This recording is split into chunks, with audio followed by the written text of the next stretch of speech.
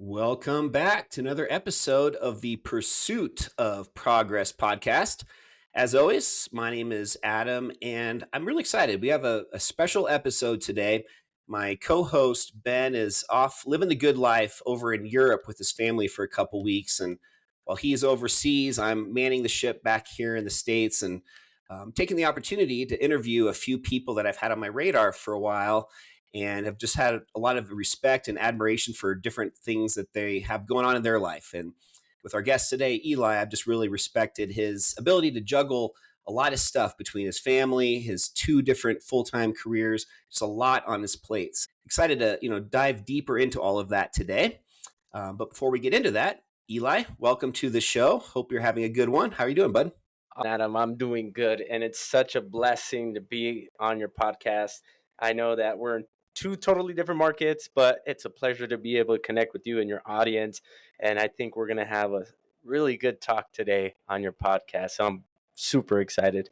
Thanks, man. Yeah, I am too. I know we've got a lot in common, just haven't had a chance really to connect one on one too much yet. So hopefully, this will be the first of many conversations we have together. Before we go a little bit more Yep. deeper into some of the stuff that I'm really interested to learn more about with you, give the audience just a little bit of a background on who you are, what kind of stuff is going on in your world at the moment, and just a little bit of info so they can learn more about you. Man, what is not going on in my world? Like, it's so crazy right now. And it's really a blessing, right? Because we pray for these moments. And really, I'm just a simple dude from Albuquerque, New Mexico, down southwest. The only time people hear about us is from the whole Bugs Bunny thing, Breaking Bad, and then now Oppenheimer putting us on the map a little bit there. But really, like, I'm just, like I tell my wife, I'm not that much of an interesting guy, but I do so much, like you said, I have on my plate that sometimes people find that interesting. That when I talk about these kinds of things, me being as humble as I am, I'm just like, man, this is just me going through my daily life. Like, pretty much just checking the boxes and make sure that we're doing the things that is necessary in order to progress forward, right? So, being born and raised here in Albuquerque, New Mexico, I'm a first generation Mexican American. So Awesome. for me to just kind of be on these things, doing these podcasts, being in the game of real estate, juggling two different jobs, it's a lot of work, but at the same time, I feel very blessed, right? Because I get the opportunity that most people don't get, from the stories and from the places that I come from to be able to do this kind of stuff. It's like, man, I'm living the life. And especially being from Albuquerque, because not a whole lot of amazing things come from here. And it's unfortunate that we get a lot of negative backlash from the news and all those kinds of outlets. That when we do these kinds of things, even with our YouTube channel, when we put our city in a positive light, people just kind of flip the switch and are like, huh, that makes sense, right? Everybody has their problems, but it seems like you guys are just kind of simple living. You're not too crazy. That kind of is my vibe. So I dig it. So a lot of people moving down here for that, being a family man.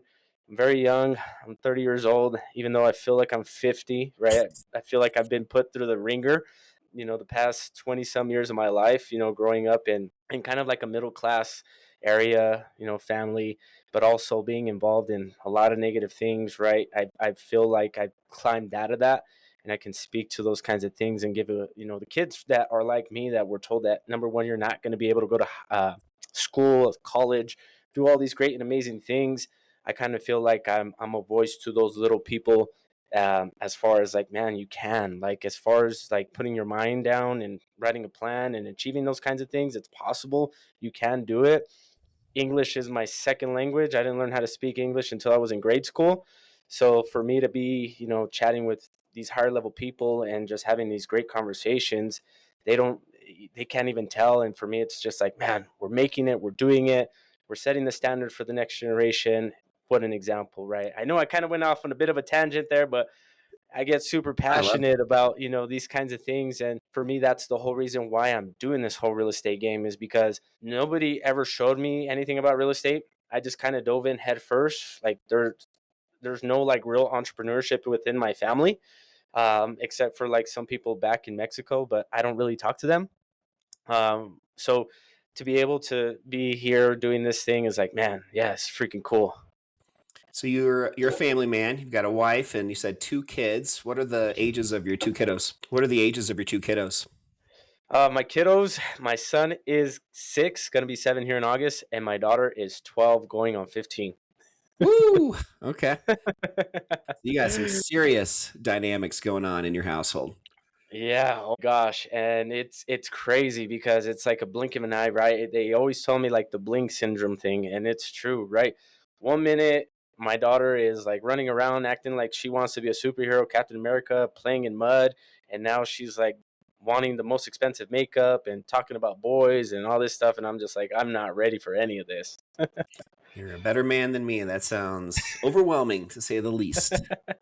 So I'd love to just before we dive in more into real estate and mindset and some of these other things that I want to ask you about, give the audience just a little bit more background on, your current situation. So you have another full-time job outside of real estate. What is that? I don't even know what else you do. So my other full-time gig is I'm the warehouse supervisor for the police department here in Albuquerque, and I handle everything that comes through here as far as like products, guns, paper, gloves, I mean, tourniquets, handcuffs, all that stuff. I'm the one that supplies them with that kind of deal. And we have a pretty, large team here that we run. Even managing that, right, has taught me so much to be able to manage people through my real estate business. But I mean, I started here when I started my real estate career, and it's really just grown with me throughout real estate that I've learned to work hand in hand with both of them. So it's such a blessing to be able to be in this position. I know that we sit here and it's like, man, Eli, you must be doing good. You probably don't need that job.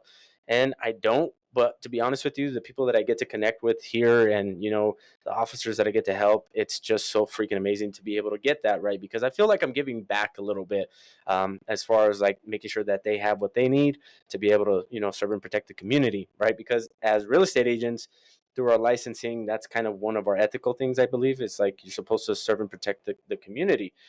But this is just kind of like me just giving back to the ones that are truly out there putting themselves in the line of fire. And it's super cool. I don't know.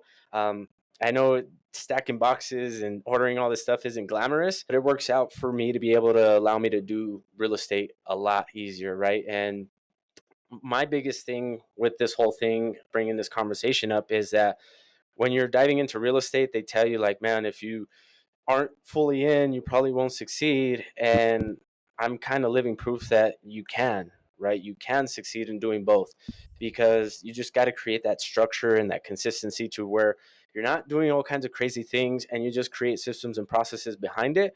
And it just kind of all works on its own. So, yeah, pretty cool. I would though say it from an outsider's perspective, witnessing you being able to, successfully do that, like you just said, it's all about the systems and processes. We have these, weekly Zoom calls on our CRM system. So how we manage all of our leads and our contacts and these just different meetings on a weekly basis for kind of educating ourselves and, becoming more of a higher level, being able to implement the stuff at a higher level. And you're one of the few people that I see on a lot of those meetings. So despite having a full-time second, job, you're still making the time and intentionally going on and being in these meetings where you're actually walking the walk and you're building out those systems. And I totally agree with that, man. That is a key to success if you got a lot going on in your life. Yeah, yeah, yeah. And, to add to that, I'm very fortunate that being in the position that I'm in, I have my own office. I pretty much just kind of do my own thing and nobody really bothers me, especially being here throughout a lot of changes, right? 2018, the department was going through a lot of changes, and then the whole thing came through and the department was going through a bunch of stuff. So I've kind of earned my little place here. And a lot of people just kind of leave me alone for now. And I say for now because they always want something from me. But that has allowed so much freedom for me to be able to do these kinds of things, right? To be able to take meetings in the middle of the day, to be able to go show a house and do that kind of stuff. And I know some jobs aren't as easy and flexible as that. So when I do have this conversation with people, I just tell them like, let's figure out what you can do. Right now I have an agent that works under me. I'm very fortunate that it's actually my father-in-law. So when I do have this conversation with him because he also has a job, I let him know like, hey, let's figure out what you can do, right? When is that time that you can dedicate an hour to your business, right? And we had this recently, and it's funny that it just happened, that this conversation of, if you only had an hour in a day to do your business, what would you do? And that's the conversation that I have with a ton of people, and I've been having with people, because for me, that's how I was able to digest it. When I first started this, I was like, I only got a lunch to do my real estate business. What can I do within that hour to help me progress this? And then after 5 o'clock, when we get out, that's when I can go show houses. That's when I can do this, that, and the third. And that also taught me how to create a schedule, right? And sticking to it, because that's where a lot of people get it confused, is that with the freedom of real estate, you feel like, man, I have all this freedom. I'm going to go show this house. I'm going to go show this house, 9, 3, 1, and your schedule's all sporadic. For me, I really tried not to show any houses until after 5 o'clock. And I tell people that. I'm like, hey, I got meetings all day, whether I do or don't. It's like, hey, I'm going to respect your time and I'm going to give it to you, but you also got to respect mine. And I can show you houses after 5 o'clock. And if that works for you, great. If it doesn't and you want to see them sooner, that's just a filter for me now to know that, hey, I'm probably not the guy for you. And I can't jump at every beck and call. So really understand that. So Yeah, maybe this second job that you do have, in a way, maybe that's kind of forcing you to be super focused and intentional with that limited time you have, like you're saying, your hour lunch break or after 5 p.m. in the evenings, being able to, have your back up against a wall where like you need to get your stuff done because you have a mhm. very limited, as opposed to a typical realtor that wakes up, gets their cup of coffee, sits down. Not really sure what I should work on, and then all of a sudden, after 2 hours on social media, it's time for lunch. And how much do they even really get done in a day, as opposed to maybe somebody like you that's gotten more done in just 60 minutes than they did all day long. Yeah, yeah, and to be honest with you, that came about even before I started this real estate thing. When I was younger, I used to work. Well, used to work in the automotive industry, and that's maybe I should have added that into the whole background thing. But I worked in the automotive industry for over 10 years since I was 17, and at 17 years old, transitioning to 18, I was already managing like 3 or 4 mechanics on their time, right? And being that filter for them, what they can and can't do, and conversating with customers and laying that out. So for me, it was just like, what can I take out of this whole busy work thing to make this a lot more effective? Because I certainly don't want to be here doing this all day. And I don't want to sit here just, wasting my time. I want to make sure that, number one, these people are in and out of here because they got stuff to do as well.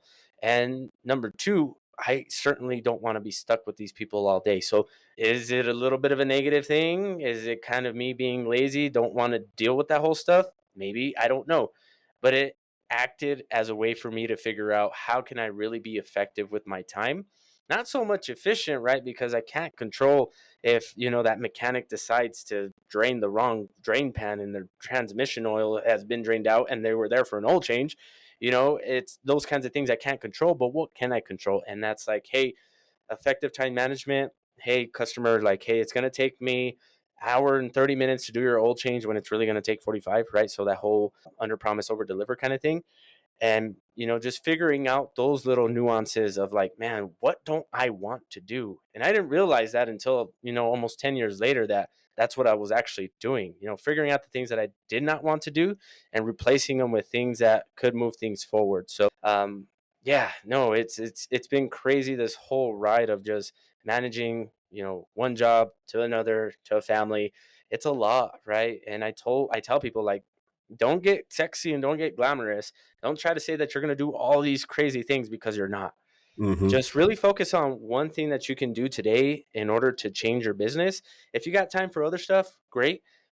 Once you start to figure out your schedule, what a week looks like, and you create some consistency, and you start to take things out of your life that don't make any sense. So I know one of the biggest questions that I get asked is, how do you do all this? Like, how do you have the energy to, number one, wake up at 4:30 in the morning to work out, go to a job from 6 to 4:30, and then still come home and do real estate, do all this stuff, manage kids, manage your wife.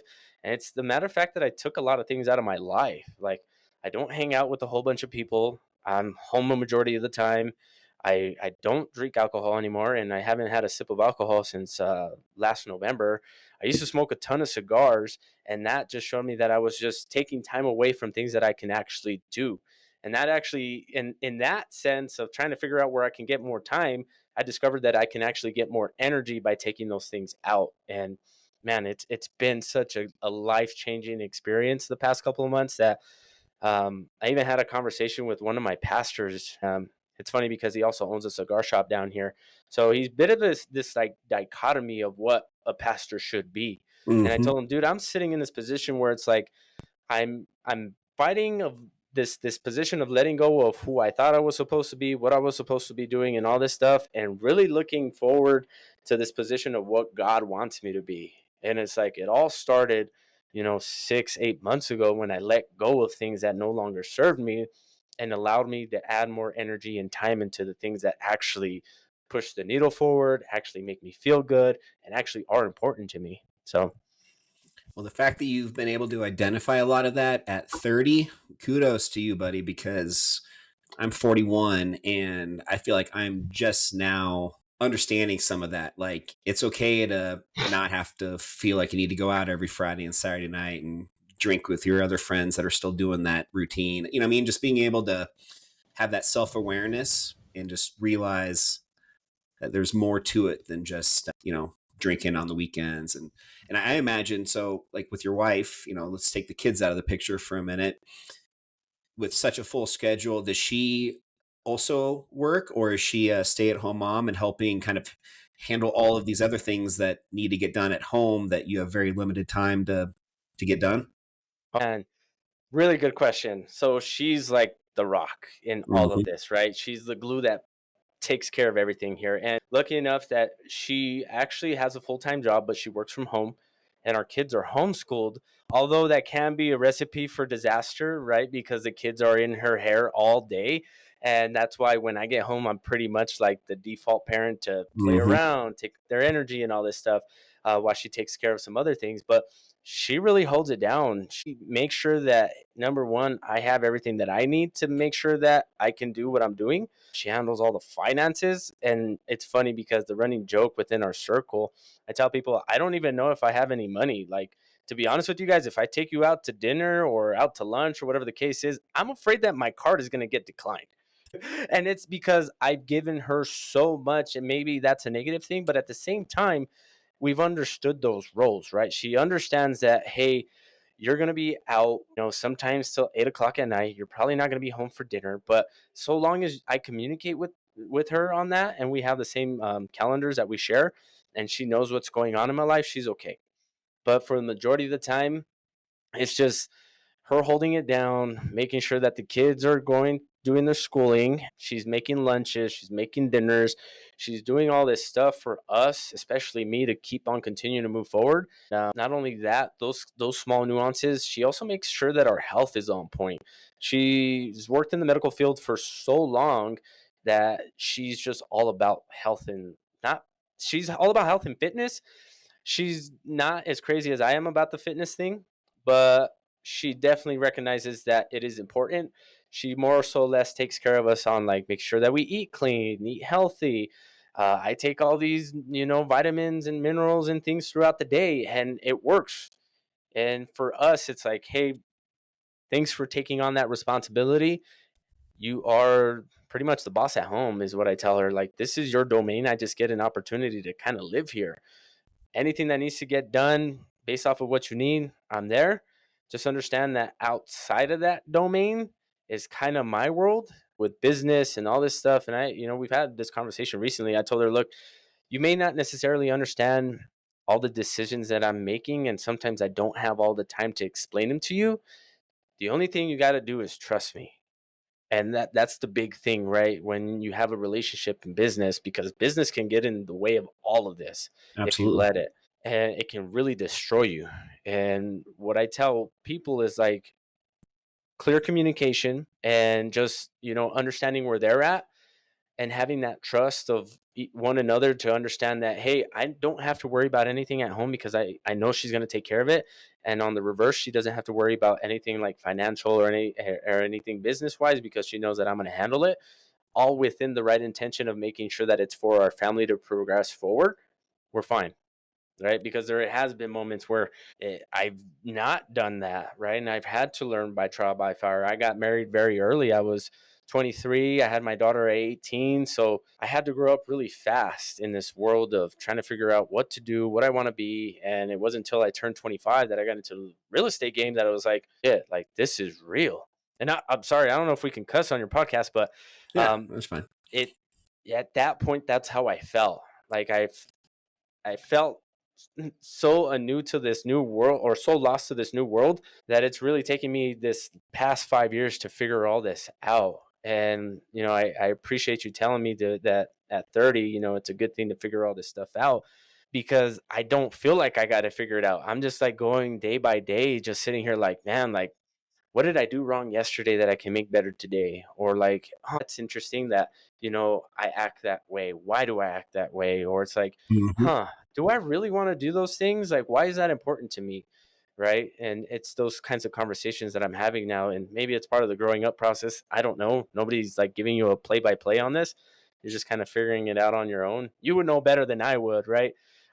You got a lot more life experience than I do. So, Yeah, that's a big part of our title of our podcast, the pursuit of progress. Just identifying like what those 1%, tasks or action items are in your life at that moment, and what can you do just to make yourself 1% better every day. And it's such a buzzword, not even a buzzword, I don't think yet, but just the word consistency, I think more than any other word in the dictionary is what becomes more and more just kind of apparent in my daily just mindset, as far as if I can just be consistent with whatever it is that I'm focusing on, everything else is going to work out. And I think that through consistency, no matter what it is, as long as you're somewhat steering your boat in the right direction, you're going to see success. So consistency just seems to be the underlying thing with all of this kind of stuff. yeah. Yeah, that's my biggest thing, and I really learned that through skateboarding. So another background is that I've been skateboarding since I was 11 years old, and I even managed a skateboarding team at like 15. Oh, So to see the way consistency and progress works through trying a trick after trick after trick. I mean, sometimes you would spend a whole night trying one trick to land it once, and you're like, God, like all that trial and error just to land it once means everything. And it was just because you were consistent and persistent at doing this one thing, right? And that was for me a pinnacle. We used to have this phrase, around the skate parks. It was like consistency is king. Like just show up. Like every Saturday, we would meet at the skate park, 7 o'clock in the morning, and we would just skate all morning. And it was like, man, what are you trying to accomplish today? What's the skill that you want to do, or what trick do you want to land today? And it's like, let's work on that. What do you lag on that you want to be better? So I've been lucky enough to be in this kind of world of like personal development for a long time, and I didn't even realize it. So consistency, I'm with you, Adam. Like if more people can figure out how they can be consistent throughout their days, life would be just way easier. And of course, curveballs are going to get thrown at you. That's life. But so long as you have that consistency, it's like a script, right? You have this script and you get thrown off of the script. If you have it, figured out and you've practiced it enough times, you know how to get back on script once you get derailed, right? So it's mhm. that consistency and just getting after it. I couldn't agree with you more. Love that. So let's dive a little bit more specifically into real estate and that career number. I don't want to say career number two, because I think that, I'm sure ideally would be moving forward career number one and scaling that up to the point where at some point maybe you don't continue to work at the second job. Maybe, who knows? I'm speaking maybe just out of turn. I'm not sure if that's the case, but um, what would you say like is your unique value proposition? Like, what is it about how you run your business that sets you apart from other real estate agents in Albuquerque? Because from an outsider, just, looking at your social and just your branding, from your personal branding, you do a great job with video. Again, going back to that word consistency, you're always posting, not just content to post content, but I feel like your content is very intentional and adding a lot of value to whoever's watching it. Yep. Is that all stuff that you've learned just through being part of our legit agents crew, or like what is it that you really see, looking in the mirror, like what is it that sets you apart from other agents in your area? To be honest with you, it's everything that we just talked about. It's the growth. Personally, I've been on Instagrams for years now, right? I've been on social media doing YouTube and all this stuff. I just never figured out how to do it. And once I joined the group, it allowed me to have the recipe to put all these different skill sets that I've been working on as far as video goes, as far as being myself on camera and all that stuff. And then really marrying it so it makes sense and through a process that actually works. After I figured that out, it was like, huh, that's interesting. People are wanting to do business with me because I had formulated my own opinions about some city that nobody even really wants to move to. That's freaking crazy. So Mhm. after that, I kind of just gave myself the permission to move forward with everything else. And it was just like, hey, the unique value that I have for other people is myself. Why don't I show up on videos dressed up and have like suits and all this stuff? And nothing against that, but my whole MO going into this was like, I don't want to own any suits. I wore ties for the past, 7 years. I don't feel like that's me. So I'm not going to do that. And I'm going to show everybody that it's possible. I'm going to show everybody that I can sell houses with a t-shirt on and a ball cap and gauges and tattoos, right? I'm going to show everybody that it's possible because I'm the only voice out here doing it, so I might as well, right? Because it looks cool to do real estate. It really does, right? You see it all the time, this Instagram flex and all that stuff. And I'm out here fucking shooting videos of me running with my dog and telling people why they should move to Albuquerque or top 7 reasons, right? And that all came through YouTube, right? Figuring out like, hey, YouTube is not a thing of leisure. It's really a search engine that people are looking for information for to make big life decisions, right? You go and buy a car. What's the first thing you're gonna look for information on? YouTube. You're gonna buy an expensive, $300 tool set, and you want to see how good it is. You're going to YouTube, right? So once I figured that out, and the guys taught me how to put it all together, and the only thing I had to interject was myself. It was like, all right, cool. This is my domain. This is my lane.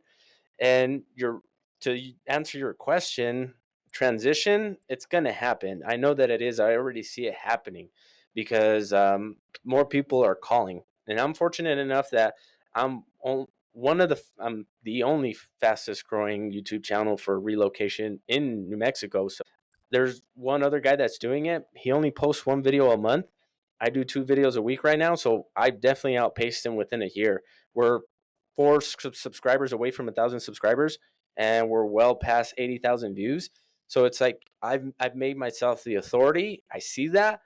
How can I scale this much more? So YouTube's taking the forefront of everything that I do, right? It's now more or less like my brand. Cultura Real Estate is what we call our brand here locally, but overall, the main one is going to be living in Albuquerque. And I've even switched like some of the things that I do on Instagram to be that more of that YouTube style, like top 7 reasons of why you should move here, what the biggest thing that I learned here over 30 years of living in Albuquerque, stuff like that, right? And two of the pieces that I learned that are the value of it is my opinion and my unique view of whatever I'm posting on there, right? The video that I'm shooting, what I'm showing the people as far as like a drone shot, all that stuff, right? It's all interesting to see how being yourself through video, people are actually thirsting for that connection for like, man, you feel like a real person. And it's like, well, I am. Like, what you're gonna see in this video is exactly what you're gonna get, what you get on a Zoom call, and people get thrown back. And I had those conversations on Zoom where it's like, man, you really are like on your videos. It's pretty crazy. And I'm like,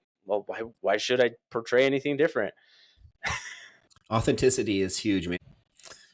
So are you also, obviously you said English is your second language.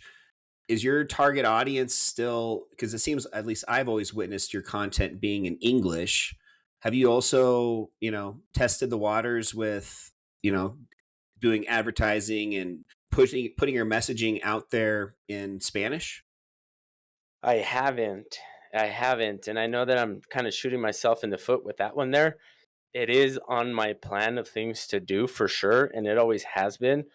It's just that figuring that out, that extra layer of how to do that, I'm going to be taken away from other things Yep. to do that. So finding the time to do it, what's really been killing me right now. But I definitely would like to do it because a lot of people who are within that community, Spanish speaking community, are underserved, right? And if you look at statistics, about more than 70% of homeowners are Hispanic. And Yep. and it's a big community that, man, I could really help out and touch. I think here locally where I'm at, it'd be more so or less like getting involved in like in community engagement kind of things. Maybe some Facebook stuff. Mexicans love Facebook for whatever reason, right? I think it's easy for us to communicate with our loved ones, in Mexico and stuff like that. So it's a super easy platform to get on there. So maybe I'll start doing some stuff on there. I don't know. I haven't really figured out what the next step would be or how that looks in terms of even doing YouTube, because it's crazy that I get calls from people that who live in Mexico and they are looking to move here, and it's like, I didn't even know you spoke Spanish, and it's like, yeah, and they get thrown back that I'm fluent in Spanish. So it's pretty awesome to see how powerful this thing is, right? Well, yeah, in Denver, I saw a stat recently that like 25% of Denver residents right now speak their native language is something other than English. So I can imagine Albuquerque's probably higher than that, I would think. Yeah, yeah, it's like more than that here, to be honest with you. Um, and it's like, I don't know, when I looked it up, the stats were like astronomically crazy, and I couldn't fathom it because I just thought it was just in one part of our town that it was really just kind of that dynamic. But no, like almost like 80% of people here speak Spanish, and it's crazy. And there's two different kinds of Spanish dialect here, right? You have like the New Mexican, and then you have like the super south of the border Mexican, like I speak. So sometimes, like when I'm talking to, like, for instance, like my wife's family, they speak Mexican Spanish, and it's totally different. I'll say something and they'll just look at me with a blank face, like, what did you just say? That's awesome. Well, I think you're talking about the reasons people know Albuquerque. The one you did not say that's probably my number one reason I want to go back there is for the hot air balloon Oh festival. yeah, So you need to get a your branded hot air balloon. Maybe that could be like a 5-year goal. That'd be cool. that'd be super cool. There's, I think, one agent that has a hot air balloon, and he's like the top agent. He's been the top agent for the longest time, and they're actually not that expensive. I mean, obviously they are pretty expensive, but in hindsight, I thought they were going to be like, a quarter of a million of dollars and all that stuff. But you can buy a hot air balloon for like 80 grand. I'm a aspiring pilot, and one thing that always blew me away is to get your hot air balloon license.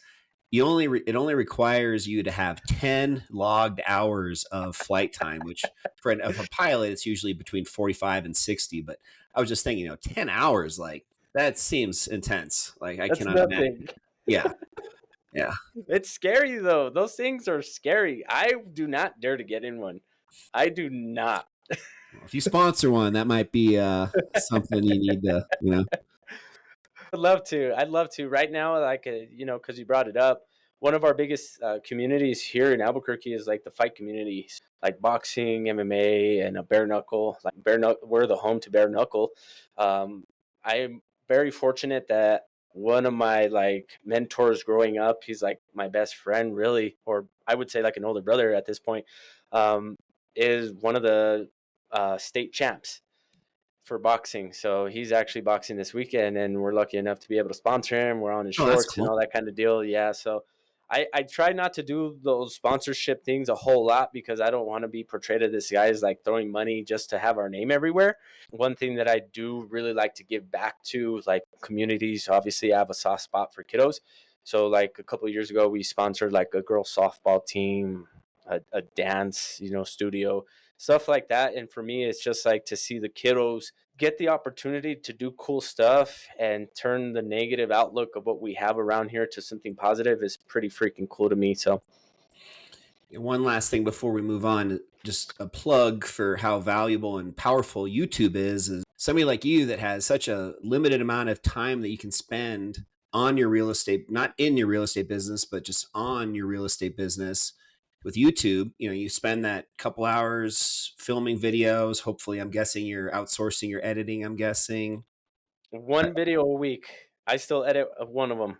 Okay. Just the value of with YouTube, it's working for you 24 hours a day, 7 days a week. So somebody like you that has a very packed full schedule outside of real estate, it's a great lead gen avenue to pursue because you're still getting those leads coming in and you're not necessarily at your desk cold calling and door knocking and doing all these other, traditional lead gen type activities. Yep, yep. The hell with door knocking and all that stuff. I'm good at it just because I was put through the ring of fire door knocking in New York when I lived out there for sort of door sales for a solar panel company. That was atrocious. Have I Get goose. have PTSD. Yeah, me too, man. Me too. So yeah, we won't talk about door knocking because then I'll start having flashbacks of all these crazy New Yorkers.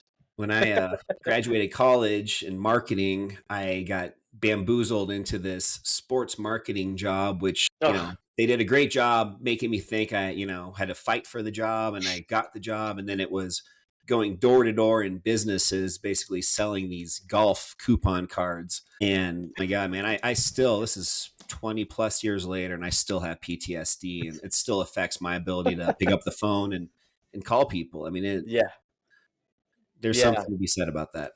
yeah, yeah. For me, the phone calling is okay. I can do that all day because I have a different approach about it. But door knocking, I'm just like, I want to knock on your door and run. Yeah, exactly.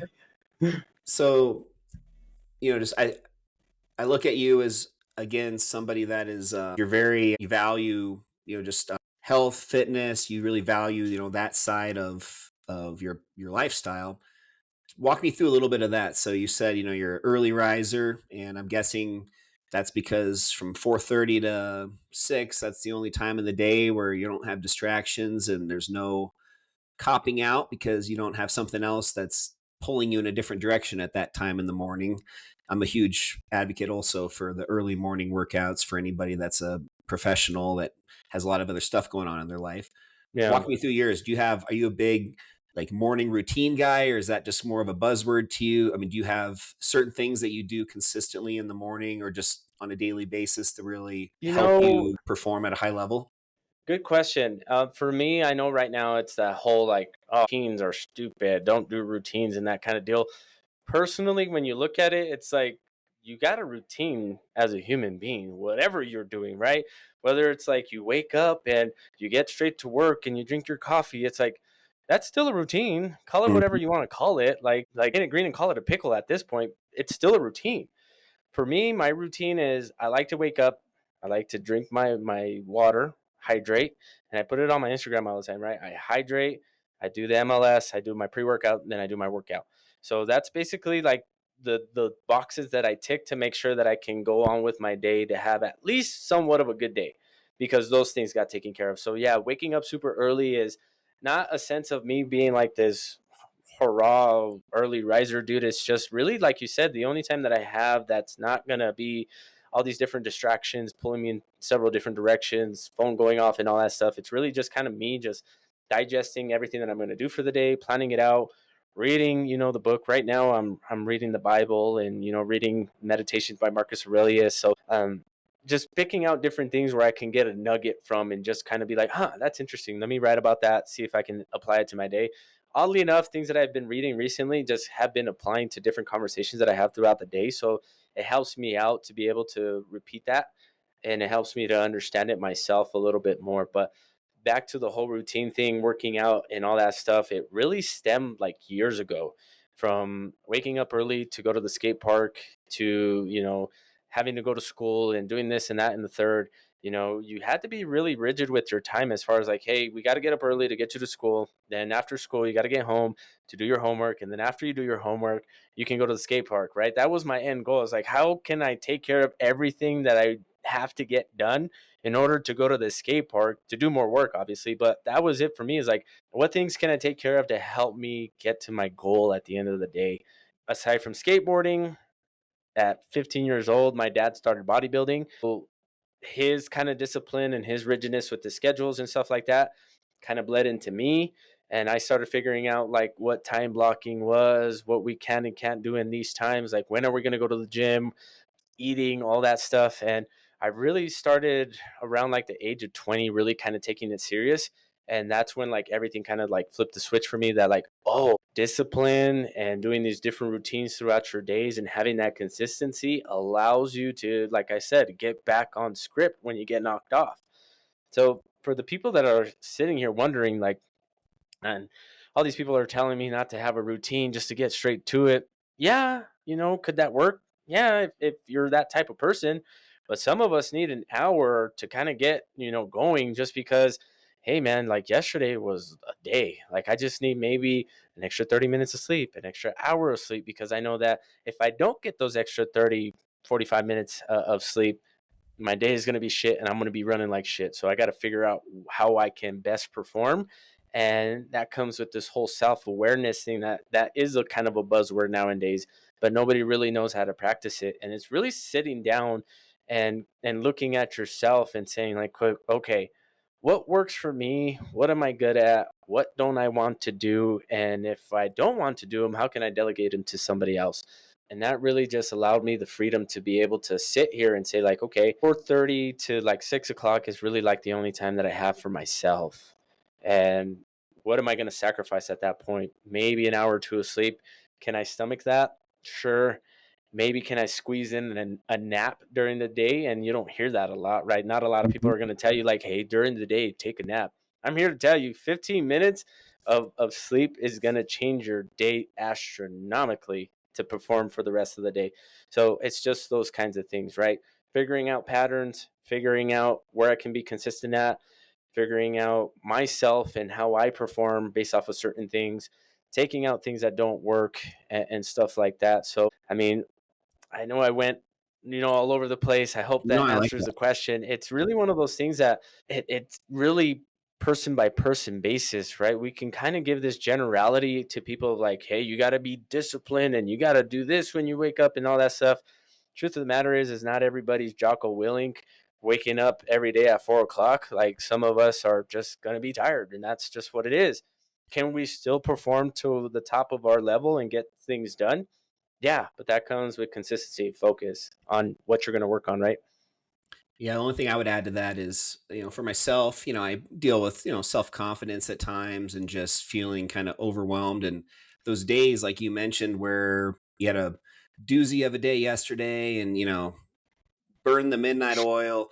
On those days when you still wake up the next morning early, you still go to the gym, you still hold yourself accountable and go to the gym on those days, especially, but every day that you do these things, on those days is when you're leaving the gym, just this that's not really talked about much, but just this endorphin, whatever you want to call it, endorphin rush, but just this extra level of confidence that sets the tone for the rest of the day. And I don't care how tired you are, you always feel better after leaving the gym. And even if it is Mhm. at 4:30 in the morning, you're waking up, like there is so much value in just putting yourself out there and making it happen. And then seeing, how much better of a day you end up having and being able to then realize on the Yeah. days that you don't do that, how you feel off and you're not at Yep. 100%. And to add to that, for me, what recently helped out a ton was figuring out what I can and can't do again. But I've created this lifestyle to where there's really no like friction for me to do these things, right? So I got lucky enough that before everything got super expensive, I purchased all this gym equipment and put it inside of my garage. So there's really no excuse for me to wake up and just go straight to the gym, right? It's just a matter of fact of getting in there. And I don't ever try to be that person that blames other people for me not being able to do these things. So I've always learned to involve my family, right? And there's that word of balance. Like, how do you figure out the balance in all this stuff? And I tell people there is none, right? As cute as it sounds and as weird as it sounds, the more you can involve your family in these things that you're doing with your life, the easier things get. So for me, my kiddos come in and out of the gym. They're working out with me. They're on the treadmill doing these different things, hanging out in the gym, and now it's like become a commonplace for us to just kind of get together, right? So I took away the friction altogether. Now it's a thing that we do, right? It's not a matter of fact of, oh we got to go do this. No, it's like, yeah, we're going to go do this because this is what we do, right? It's not a I matter of love fact, a that. question of we're going to do it or not. It's There's what we do. Like we wake definitely up, dad goes up, something to be gets said up, there too does his about thing, just works out, and then comes back in to hang out with us. Like it's just my life. Like I really don't try to create any separation, through all these different things. I really just try to involve my family in everything that I do. And for me, it works out simple, the better, right? I try not to add more stuff that, seems like it'd be cool, right? Because I really would love to pick up like more fishing. Fishing is my thing. But the truth of the matter is that, being away all morning on a Saturday is nothing productive to my business or my family right now. So it kind of has to take the back seat, right? And those are things that I say no to. It's like this past weekend, I got invited to go out fishing and to go out look at a property. My wife was like, if they don't got a pre-approval letter, you said it before yourself, you ain't going. And I was like, I guess you're right. so you went fishing? No, I didn't. Okay. Yeah, nope. I stayed home, handled meetings, hung out with the kiddos and the wife. And had I went, I probably would have been in a lot of trouble and sleeping in the doghouse. Yeah.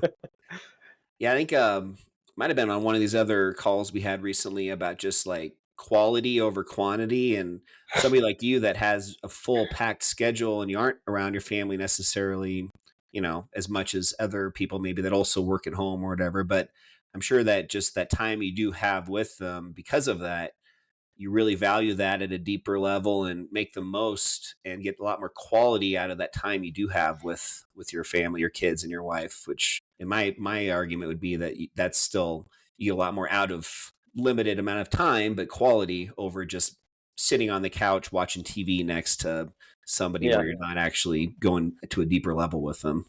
Yeah. It's just being present, right? And I know that we're cutting close on time, but, one thing that I want to let everybody know is the biggest thing that hit me this past week is that my buddy, the pastor, he told me, dude, sometimes when you're in this position of confusion, it's almost liberating, and it is a place. The best thing you can do is take off your shoes, right? Metaphorically, is take off your shoes, look down at your feet, and just realize where you're at. Take inventory of everything that's going around you and be present because this is a place. As shitty as it is, it may suck. You may be confused. You may be tired. You may be exhausted, but it's a place. Enjoy it while you're there. Be thankful that you have this place to stand on, and then get back to it. Right? I like that. I like that. I'll have to implement that a little bit more in my life. I know even with meditation, like they talk about being barefoot when you're sitting down meditating and just like kind of feeling the ground that you're on and just kind of Mm-hmm. absorbing kind of where you are in that moment, kind of going off that same idea. But It works. I will be the first to tell you that it works. My grandma was having some issues. I want to tell you this story just because you brought it up. My grandma was having some issues out there in Mexico, and her doctor prescribed her to take off her shoes early in the morning and go touch grass. wow. Okay. And it seemed like it helped her. This lady is like over 70 years old. She works for the government. She works with the police out there in whatever city that she's working in, and she doesn't stop. Like this lady's crazy. I tell everybody that everybody thinks that I've got my entrepreneurial tendencies and business stuff from my dad, but I really got it from my mom's side of the family because my grandmother, she's never home. I call and I'm like, is she there? And they're like, no, she just left. And it's crazy. Hustling. Yeah, dude, it's crazy. That's It's pretty cool. awesome. Yeah. Well, I think we definitely covered quite a bit there, but I think we are definitely overdue to have another follow up episode here at some point. My co-host Ben, he also has two kids similar age to yours, and we talk some about a lot of those similar topics with him also. I think it'd be great to have you back on again when he can also join us and just talk through some of more of the parenting side of entrepreneurship and growth. But I guess I'll Heck just yeah. leave the audience with this. I think, whether or not, they're interested in Albuquerque specifically, if they're just interested in just learning more about, just real estate mindset, just, I think you have a lot of great value you provide in your social and just on your personal branding. What's a good way that people can find you if they're wanting just to connect with you? Instagram all day. Instagram Okay. all day at Eli Nevarez _. and you'll see me there, cowboy hatted up in my profile picture and all that stuff. And yeah, that'll be the best way. I love to connect with your audience. Like, this is my bread and butter. I kind of grew up in this world, helping other peers around me just kind of get out of ruts and have a different mindset, a different perspective. Just because the circumstances and the environments that we were living in weren't the greatest. So just learning how to navigate that and really kind of create and formulate ways to do these things in life a lot better, at a simpler way, right? Because there's many crazy ways of doing it. I just want to make it super digestible coming from somebody who's actually living and doing it. So yeah, man, I'd Hmm. love to connect with your audience. And you guys, I'll put his contact info in the show notes after we publish this episode, so you guys can find him there as well. But I think this is just a great episode, just for a reminder for anybody that does have a packed schedule, whether it's with family life, or maybe you're just juggling a couple jobs, maybe you're in the point of a crossroads in your life and you're trying to pursue something new, kind of like Eli was several years ago when he added real estate on top of everything else he's got going on. And just that inspiration of, it is definitely possible. There's no need to make excuses about not having enough time in the day. It's just a matter of being very intentional and wanting it enough to position yourself in an environment where everybody around you is supporting you and you're able to achieve whatever dreams it is that you're pursuing. So that was inspirational for me, just to hear a little bit more of your backstory. So thanks for being vulnerable and sharing some of that with us. Of course, man. No, thank you for having me on. I look forward to the next one. And man, yeah, I'm super excited. Thanks for having me on. Thanks, Eli. Yeah, guys, hope you enjoyed this episode. As always, the biggest compliment you can give us is sharing the show with friends, anybody else that you might have on your radar that is in a point where they need some extra motivation. Maybe they just are in this position like we're talking about today, where they just need some guidance on how to add more to their plate and succeed more in life. So share the show with a friend, and until next week, we look forward to an all new episode of the Pursuit of Progress podcast. Hope you guys have a great rest of your day.